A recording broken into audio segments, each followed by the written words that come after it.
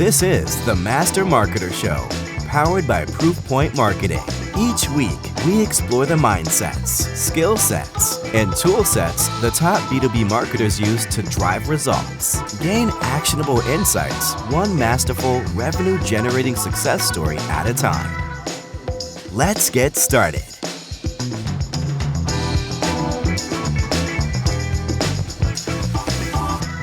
Hey everybody, welcome back to another episode of the Master Marketer Show. I've got Maeva Cinfuentes here with me today from Flying Cat Marketing. Maeva, welcome to the show. Thanks, Mike. I'm honored to be here today. Yeah, we're going to be talking about something really fun and exciting, near and dear to my heart, which is revenue-focused SEO. So rather than focusing on traffic and ranking, it's how do we get SEO to drive revenue? So let's dive in.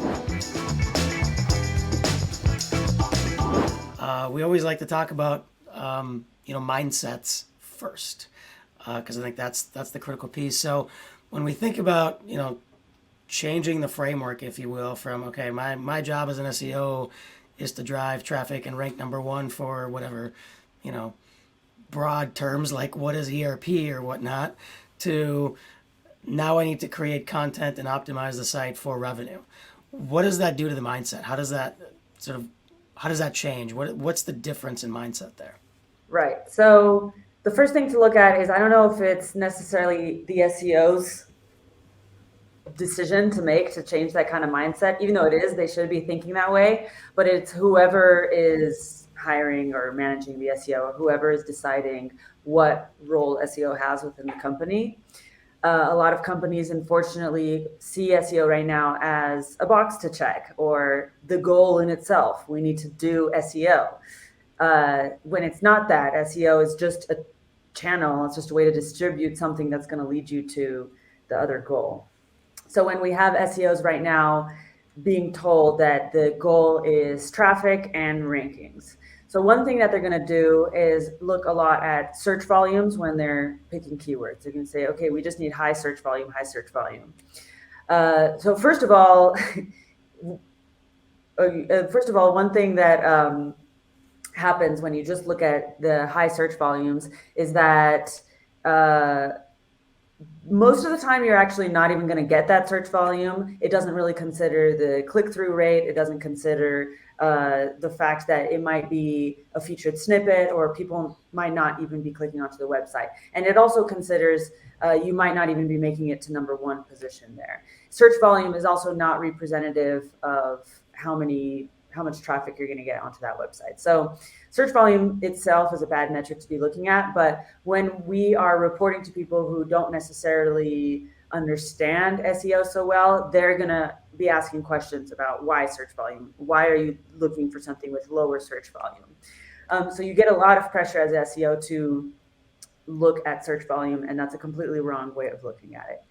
And then as well, when you look for rankings, then you're just going to focus on getting rankings for any kind of broad keywords. And like you said, those kind of broad keywords, what is ERP? That doesn't necessarily represent any kind of intent. There are some websites who are trying really hard to rank for a keyword CRM, for example, but who might be looking for CRM? It could be anybody who's just trying to learn what it is, somebody writing a paper. It doesn't really mean anything. It doesn't show any intent. So it's really not going to necessarily lead you to a sale, even if it does lead you to that traffic. Another thing that happens when you optimize just for traffic and just for rankings is that you don't really care what happens after they get to the page. The content doesn't really need to be good for you to be able to hit those KPIs. There doesn't need to be any CTAs for you to hit those KPIs, and it doesn't need to be relevant to the person that you're trying to attract. So all of these really important things just get put aside because those aren't your KPIs, and that's not what you're trying to achieve. And then people wonder, well, SEO doesn't work for our business because we get all this traffic and nothing happens with it. Yet they're the ones who set those KPIs. They're the ones who said, just check the box SEO, and now they're saying that it doesn't work. So when you shift your mindset and you say, well, actually, SEO belongs to growth. SEO is something that's supposed to drive revenue. SEO should align with product. SEO needs to convert. Then you start thinking about a lot of different things. First of all, you need to write really good content. It needs to be aligned with the audience. And I'm starting to feel dumb that we keep having to say this. It seems so obvious and cliche, but we do have to keep saying it. We're hiring freelance writers for $30-$50 a piece, and they don't understand what's going through a sales manager's head or CEO's head, or they don't even spend any time. They don't have the time. With $50, you don't have the time to go and interview people and to try to get into their heads. You don't have the time to talk to products. You just have to churn out as many words as you can. When you shift thinking towards revenue, you realize, oh, well, actually, we do need to be able to make this, to make our readers, who hopefully are these decision makers, these buyers, they have to be able to relate. You have to understand what's going on in their day-to-day, and that needs to be shown in the copy. Additionally, you need to focus on, like when you switch to thinking about revenue, you'll never not put a CTA ever again. And you'll never put some random CTA that doesn't have to do anything with the blog post or the search intent. You're going to make sure every page matches a search intent that's for the relevant reader, and that there's a CTA that makes sense there as well. You also start to pick more different kinds of pieces to publish.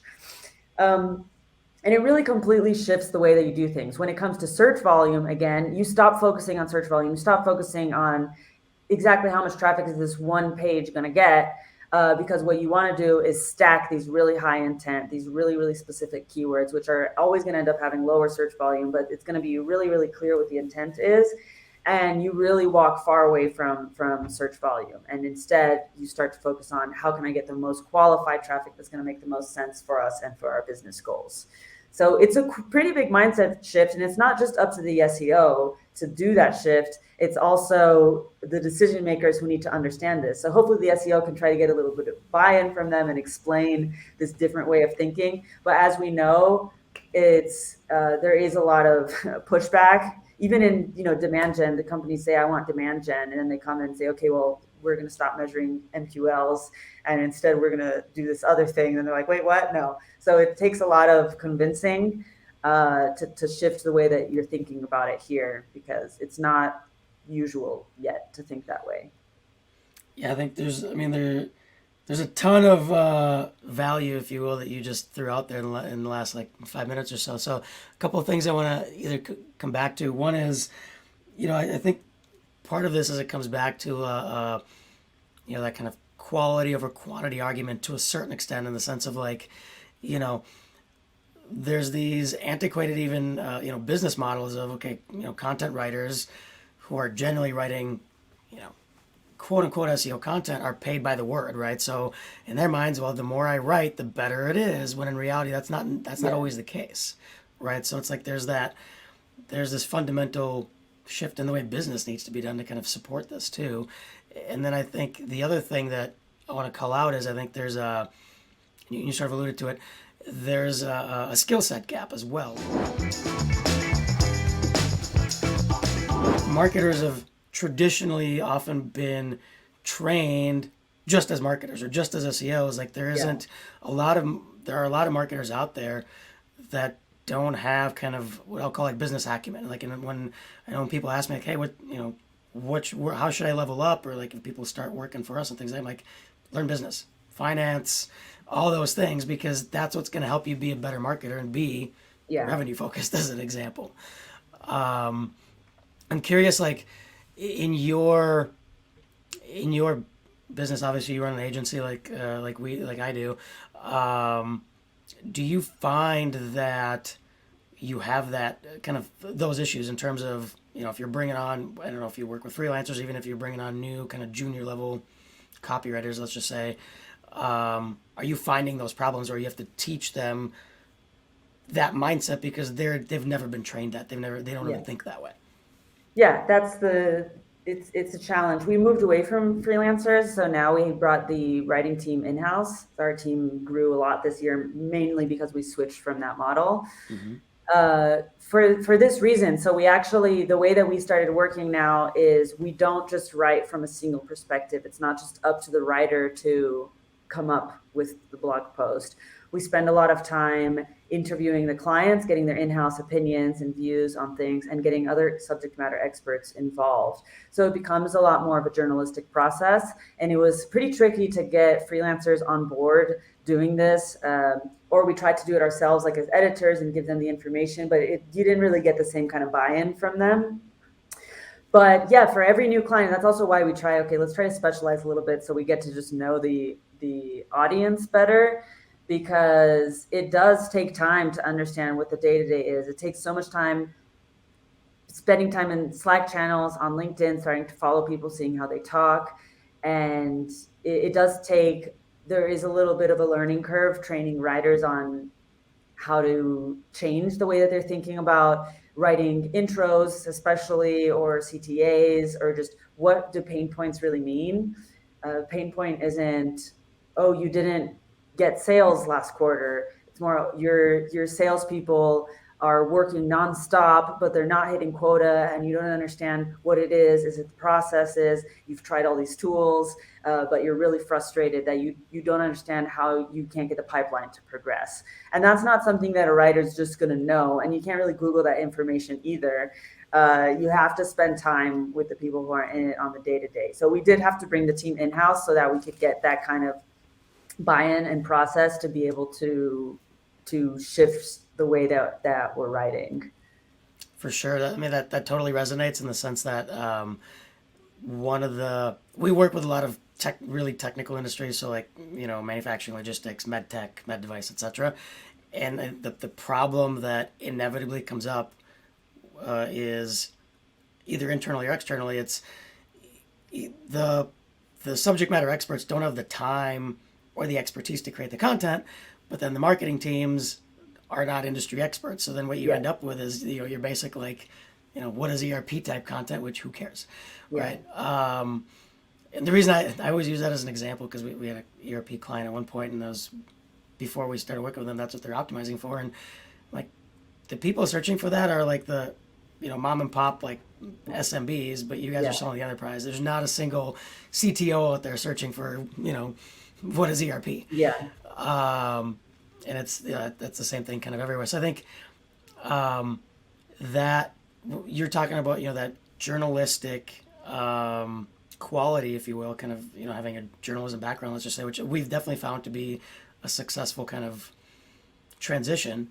And I think I'd love to kind of shift the conversation over to skill sets, because I think that's definitely one of them. I know we've seen it, you mentioned it, but what are some other skill sets that you think, whether it's an SEO or a content writer in the space, needs to have to be able to do this kind of work? Yeah. It's so tricky, because as an SEO, you can do SEO really well and you can get to know SEO, but when you get to this moment where you have to drive revenue a little bit more, it's about, you have to select the right topics. And with SEO, you kind of want to select all of the topics in the area, because you want to be able to hit all of the long tail keywords, and there's so many long tail keyword opportunities. But you really have to understand when you look at the search intent, and all SEOs, I hope, know how to identify search intent. They know how to look at the SERP and say, okay, this keyword, this person is looking for this. But you also have to be able to take that extra step and understand, when you're looking at it, is this something that's for my ICP? Is this something that's for my readers? And I think the skill set that it really takes is just listening really well, being a really good listener, being empathetic, and knowing how to ask the right questions. So knowing how to reach out to people, how to communicate to them. And this applies for the SEOs and for the writers, probably a little bit more for the writers. But at the same time, when you're mapping out a strategy and trying to understand what's going to be relevant or not relevant, you do need to be able to understand those kind of things. And that comes as well from learning how to network.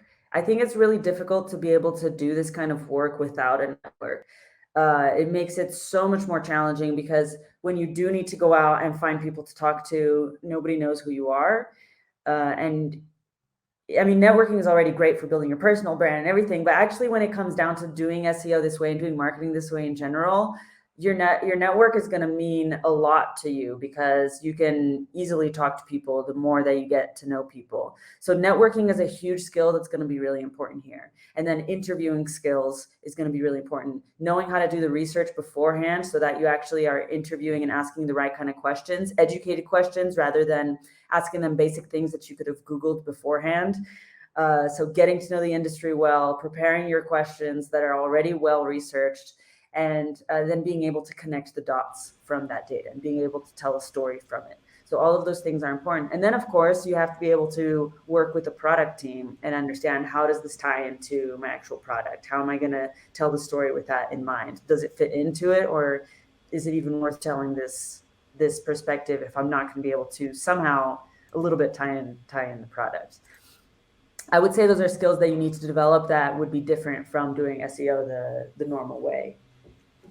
I love that you brought up network, because I agree it's so critical, and people don't really think of that as a SEO or a content skill, but it so is. And like, just to throw an anecdote out there, like we just brought on, not just, I guess it's been 6 months now, but we brought on a director of demand gen who was new, and we also had a new client, and for him and for us for that matter, and it was in the med device engineering space. And one of the first things he did is like, well, I know some folks over at Medtronic. Let me just go call them, right? And just call up some engineers and start talking to them, like, without, and it was easy because friends, acquaintances, etc. And I think I agree with you. It's so critical to have that network, and then also to keep building that network as you go, especially as you go into like a new space. Because it's, you have to, sometimes if you go in a completely new space, you're starting from scratch. So you have to be good at building a network quickly.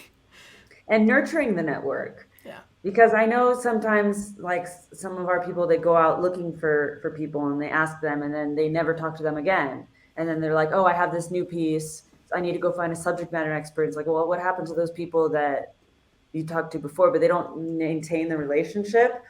So it's really important to be able to, you start the network, you maintain those relationships, and then that's when you really have a network that you can access. And it should be a priority, really, to be building and nurturing it.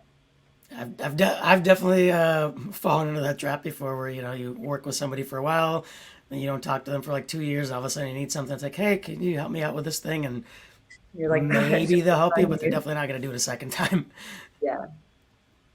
Yeah, it's something you got to remember. I now have like bookmarks on my LinkedIn, and I'm like, I got to keep in touch with these people. Yep. For sure. Yeah, for me, it's it's sales nav, and having like a separate list of like influencers or industry experts and whatever, just to kind of stay top of mind and engage and things like that. We talked about mindsets, we talked about skill sets quite a bit. One other thing specifically, I wonder if we can dive into a little bit more on skill sets is there a different skill set or an adjustment to the copywriting skill set that needs to happen, in terms of, because I know we're talking about a lot of written content development. Like, is there something different that somebody's doing when they are writing for revenue rather than writing for clicks? Yeah. So this person needs to understand conversion copywriting way more than a regular SEO writer. I actually don't think it needs to be an SEO writer. I am a little apprehensive of SEO writers, because I think that they've learned bad habits. I agree with you. I'm curious, can you enumerate what some of those bad habits are? Well, just to write like sometimes people are afraid to join an SEO agency because they're like, are you going to make the articles SEO-y, where it's like not even written for a person? And it's sad that that's still getting created, and that doesn't even work. Like, the algorithm is not created for the bots, it's created for users, but people keep writing in a way that's hard to read. The headings are just stuffed with keywords, and they're not written. The way I like to see headings is, you put some keywords in there because you have to, but I would like for people to be able to gain the value by reading only the headings. I could read the headings and I could get the story. I could get the point of it, and I could learn something if I only read the headings. And SEO writers don't do that because it's just stuffed with those people also ask questions. So you really have to think about changing the outline a little bit. You can include all of those headings. We like to include them where it doesn't make sense in the body. We like to include them in an FAQ section at the bottom, for example, because you always, okay, so we have a rule. We always want to put an FAQ. We always want to put a definition. So what is X? We do put it in every piece, but sometimes it looks really weird. Like you said, a CTO, if they're reading an article about, I don't know, how to launch your MVP or something, and it says, what is an MVP? No, then it immediately turns off the person. So you can just put that at the bottom in an FAQ section if you really want to hit that keyword.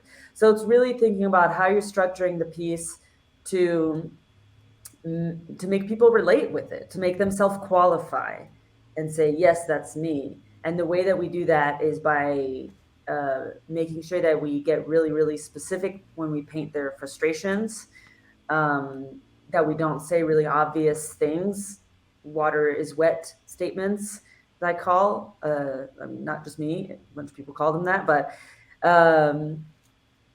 and yeah, so it's writing with conversion in mind, writing with the reader in mind. And again, this sounds really cliche, but that's not what most SEO writers are doing. They're writing only with, how do we get all these keywords in here?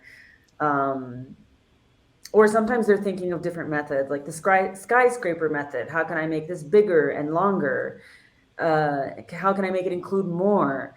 And I'm thinking, does it need to include more? Is this really helping anybody? If you have a list of the top best email marketing tools and the ones ranking right now, number one, is 20. Is it going to make it better to include 25? I don't think so. If you really are thinking about the reader, then you'll understand that this person is overwhelmed with the choice. They don't know what's better for their business. They just want something that provides a little bit more value and really explains how are these tools different. If you could really, really dig into that and talk to people and understand how are these tools different, all these tools that look exactly the same, and how is this better for this kind of company or that kind of company, and you could write that with 5 tools on your list. That's the opposite of the skyscraper technique, but that would really be helping the reader.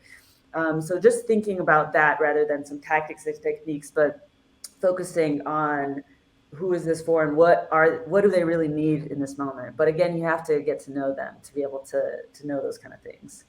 Yeah, I love that you brought up the skyscraper technique because I think like everything else out there, I feel like there's a time and a place. And yes, there are times where there's something really shallow, like a shallow piece of content that's ranking well. Yeah, okay, yeah. You then the skyscraper technique, quote unquote, works because you do need to add more depth. But that's not, like you said, that's not always the solution. I feel like this is where I feel like, again, kind of skill set gap type of thing in terms of people look at like, oh, it's a best practice, or it's a best practice to keyword stuff, or it's a best practice to always make it longer and bigger and whatever. And rather than thinking about things in terms of frameworks, they think about things in terms of process. Yeah. It's like, if it's the skyscraper process, everything we do is skyscraper, versus no, there's a framework where the skyscraper process is maybe part of it, or it's a playbook that's in your arsenal. So I love that you bring that up. Any other, again, we kind of dove pretty deep here, but any other skill sets that come to mind that you think are important for the revenue-centric SEO? Well, marketing ops. Like, obviously understanding how to set up attribution is a skill set that's going to make this a lot easier. So if you have a marketing ops person in-house, or if you can get that, somebody who can go and make sure that your data structure is correct in your CRM, that things are getting attributed properly, then you can really track revenue and you can see what's making an impact or not. So you connect it to a vendor. So this is a major skill set that most SEOs or content writers don't have. And I don't think that they specifically need to have it, but it's an additional skill set that you need to bring on to be able to make sure that you're actually tracking things. This is a pain point of ours currently right now trying to find this person. Fair enough. In that case, I'm not going to ask you the question, or maybe I'll ask it, and you tell me if it's something you can dive into. But number one, I agree, and the second, the question was going to be, like, do you have any tips in terms of how somebody should be setting up? We'll call it content attribution. Oof. Yeah, this is something that we're trying to figure out there's going to be no perfect way to do it, especially not as an agency, because every client has a different total CRM, of different payment plans, and their sales team are all using them differently as well. So I don't really have an exact guidance to this. I think what's really important is that you clearly define the different points in the sales cycle, and that everybody's on the same page about how that's clearly defined, and that they're all actually moving people along on the funnel and it's getting marked in there. So that way you can actually see what's going on from the lead to the opportunity to the win close or whatever is in between. You want to be able to see what's going on there, because that also helps you forecast. So getting that data structure right, investing in the right plan of whatever CRM you have or CMS or whatever it is that you need to set up, just investing in it to make sure that it's set up correctly and make sure that you can come and get buy-in from your sales team. This is so vital, because without all of this set up, you could plug in any vendor, Dream Data, Hockey Stack, whatever, but they're not going to be able to accurately track SEO sourced revenue unless that's set up on your sales side. So it actually requires a lot of alignment. And this is why it doesn't make sense as well for SEO to work in a silo and just be like some box to check, because they actually need to align with sales, not only in understanding what leads they're talking about and those kind of things, but they need to align on sales on how they're tracking revenue and what all the steps are and whether it's working or not. So you can go back and see how you need to revise the strategy. And this is something that's not getting done so much. Well, and you, going back to something, one of the first things you said, which I think is really, really important, it's a channel. It's not a strategy even. And I think and the other thing I would say is SEO is a skill set, right? It's search engine optimization. It's a skill set of optimizing for search engines. Organic traffic, or the organic channel, is the channel you're optimizing, right? So it's just like, if you really think about it, it's kind of right there, self-explanatory, but a lot of people think about it as something else that it's really not.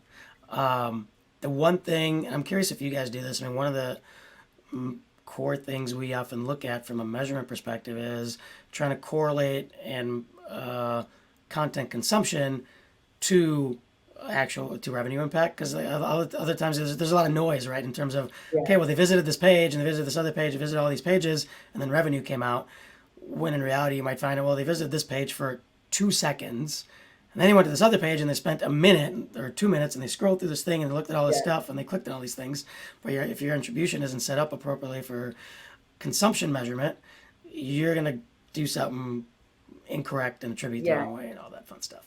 No, that's true. That's a good point. So setting up also just Hotjar screen recordings or Hotjar. I mean, you can you can do sort of I would say even like the basic, even out of the box, if you had to, like the scroll depth measurement in Google Analytics, right?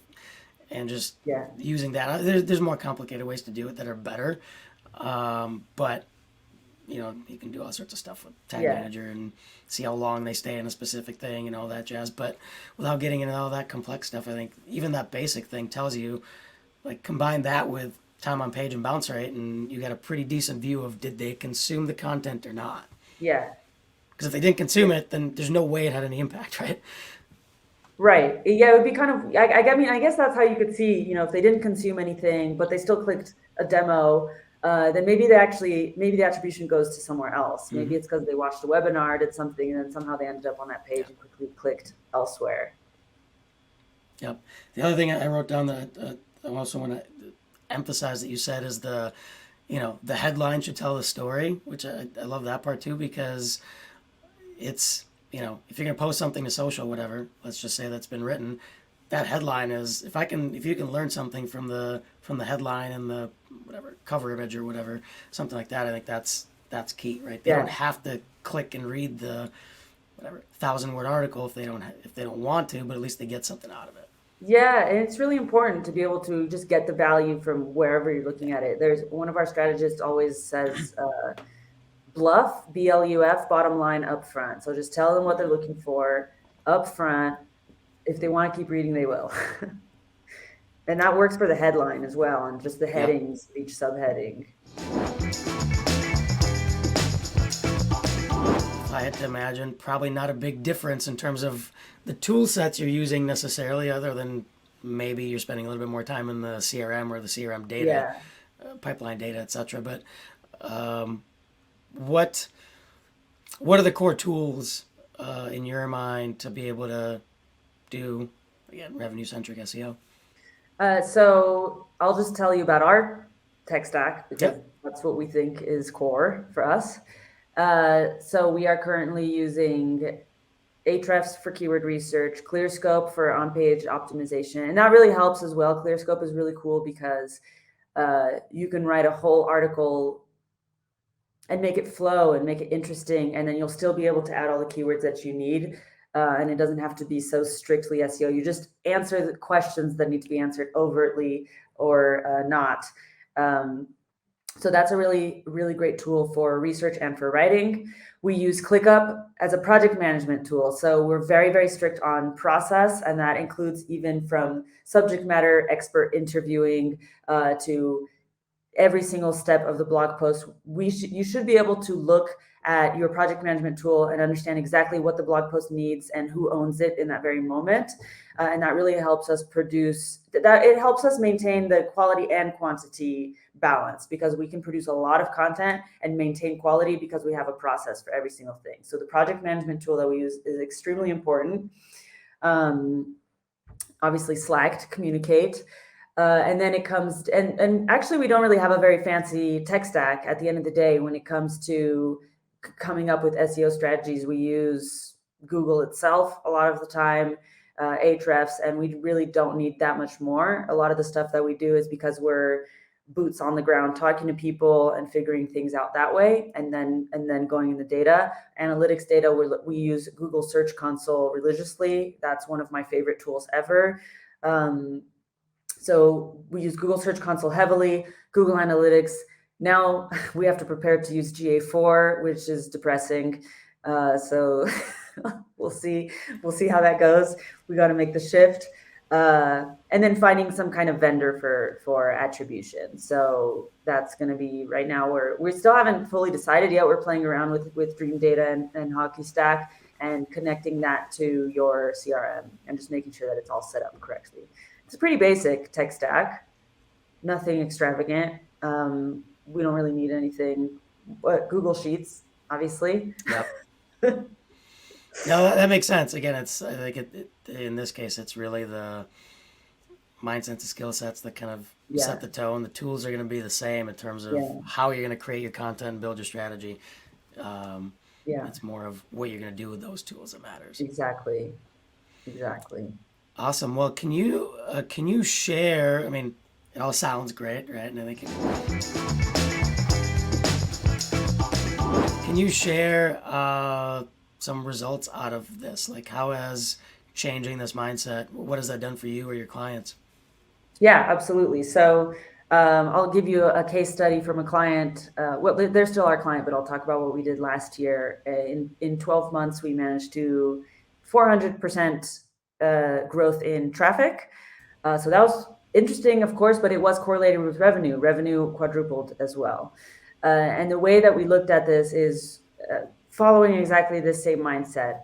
Every single CTA that we had on every single page was never subscribed to an email list or anything other than book a demo. Basically, every single CTA was book a demo, but every single CTA was targeted to the page and the search intent.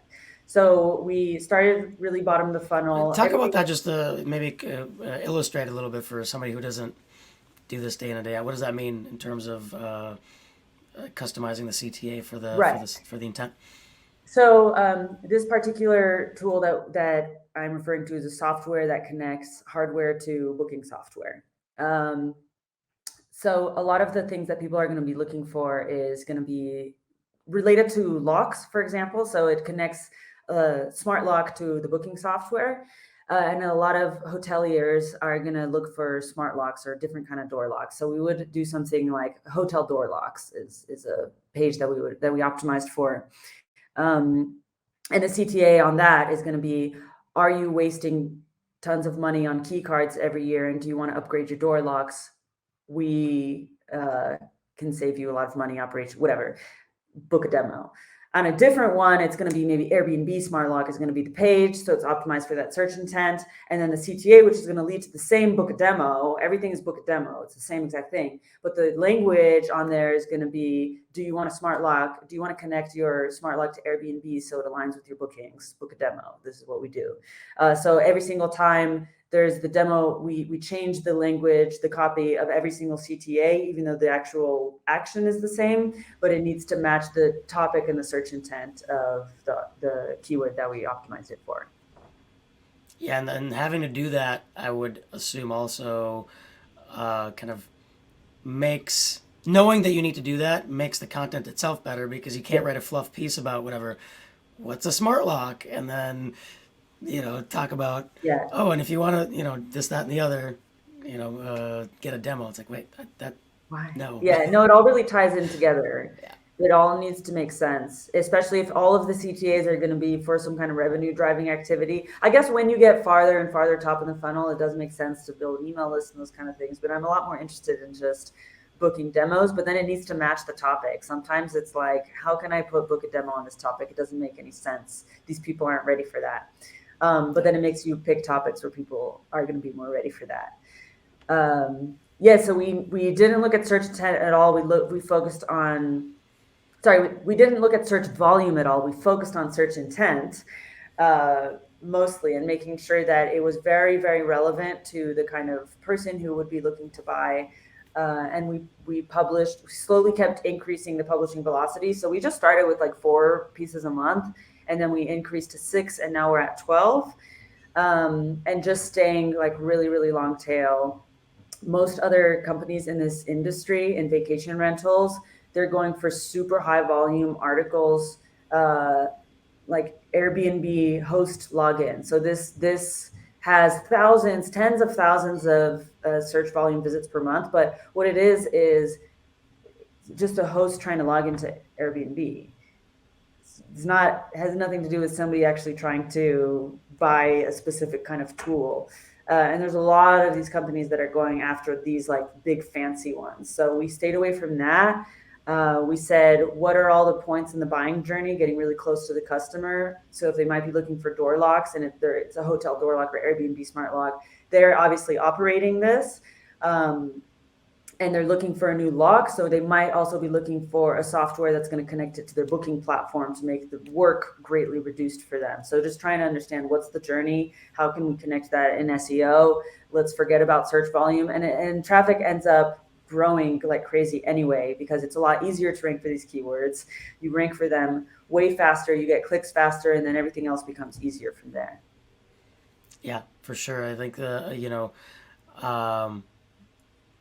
you bring up going long tail, and I think that's sort of the Amazon strategy of SEO, right? It's like go after the little things that like the 2 people care about, but those are the 2 people that are probably the most likely to buy the product today. Yeah, because they're in market. You get 100% conversion there. Yep, exactly. Awesome. Well, you mentioned hospitality as the example. What are some of the other industries you work with typically? Typically, it's all B2B SaaS, so mostly MarTech, sales tech, or hospitality, specifically vacation rental technology. So that's like our little niche area, and then everything else is MarTech and sales tech. Awesome. Well, you heard it here, folks. If you want to quadruple your revenue through the organic channel, talk to Maeva with Flying Cat. Thanks, really briefly before I let you go, want to do the lightning round. We had a couple of, I forgot to mention that when we first started, but it's, don't worry about it. They're easy kind of layup questions, but they're fun. Right. you pretty much, the topic of this show probably addresses the first one, but I'm going to ask it anyway. What is the main KPI you use to evaluate marketing success? Ooh, the main KPI I used, I guess it's pipeline growth or even revenue growth. Why not? Yep. What is a new strategy and tactic you're looking forward to testing out this year? Oh God, so I'm building an entire framework that I'm calling the FGS framework, which stands for Foundations, Growth, and Scale. And it's a way that I'm gonna audit every single website to hit. We're gonna decide what it is to be a score of 100, and audit every website that comes on to see what the score is, and that's gonna help direct us to know exactly what actions we need to take to move forward. More on that later. Awesome. Love it. So proprietary scoring and framework. Yeah. Awesome. I'd love to hear how that goes. What is your least favorite business word or phrase? Oh God, my least favorite business word or phrase is. Ooh, this is hard. There's a lot of them that. What's the one that's like nails on a chalkboard for you? Get more MQLs. Okay. I'm starting to get annoyed by dark social, to be honest. It's starting to feel a little cliche. I will second that personally, because it's for those of us. I'm gonna age myself. For those of us who've been around for a while, it's like that's just word of mouth marketing, digital word of mouth. That's all it is. It's been around for years. Yeah, somebody just coined it, and now everybody's like, "Have you heard of the dark social?" But it is just word of mouth. I mean, it's a brilliant move, right? In terms of Yeah. doing that, it's always good to coin a term or at least take it over as a category. Right? It's can't hate on that, but yeah, I'm with you on that one. What is your favorite business or marketing book? Oh, I really like Deep Work, and I really also like Never Split the Difference. It is about negotiating, but I think it applies. All the techniques apply every part of business, even interviewing people for when you're trying to get subject matter expertise or every part of business. I think those techniques work really well. Yeah, I'm a big fan of that one. I think that's like, to me, that should be mandatory reading. Honestly, not even just business. I think it's just life in general. Like Yeah. that should just be mandatory reading for everybody. What is a best practice that you feel like hands down just needs to go by the wayside? Marketing best practice. A marketing best practice that we need to get rid of entirely. This is hard. If it's a best practice, but it needs to go, then it's just a bad practice. That's the problem with most best practices. They get old. Yeah, I think so. I don't know if this is a best practice per se. Oh, well, one best practice that needs to go is just cold pitching people on LinkedIn, for example. It's not really marketing, but people are still doing that. I don't know if it works. I feel like it doesn't. So that needs to go. Please make it go for my own inbox. At least. And then I think, yeah, just seeing any kind of strategy, any kind of marketing strategy as a silo on its own and not something that's holistic and needs to be looked at in connection to everything else. That's not really a best practice, but that's something that needs to go. Awesome. A couple of fun ones just about you. What is something about you that most people wouldn't know? That most people wouldn't know?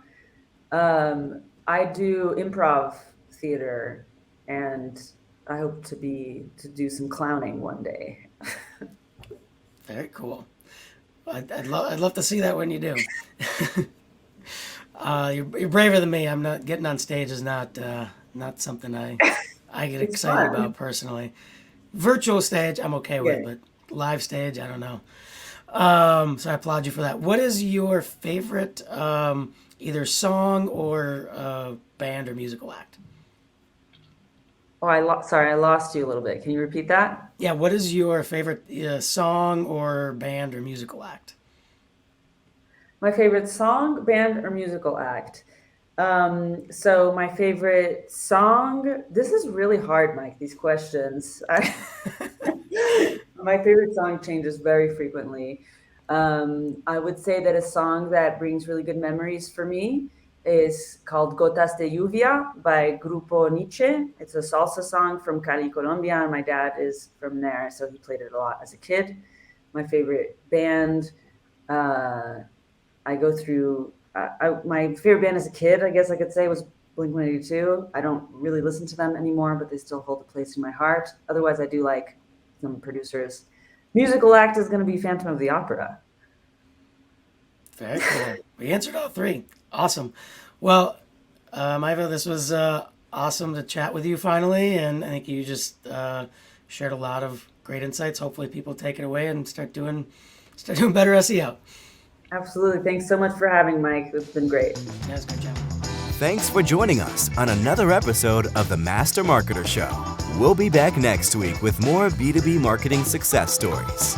Visit our website, www.proofpoint.marketing, for the full episode library, complete with show notes, guides, templates, and more.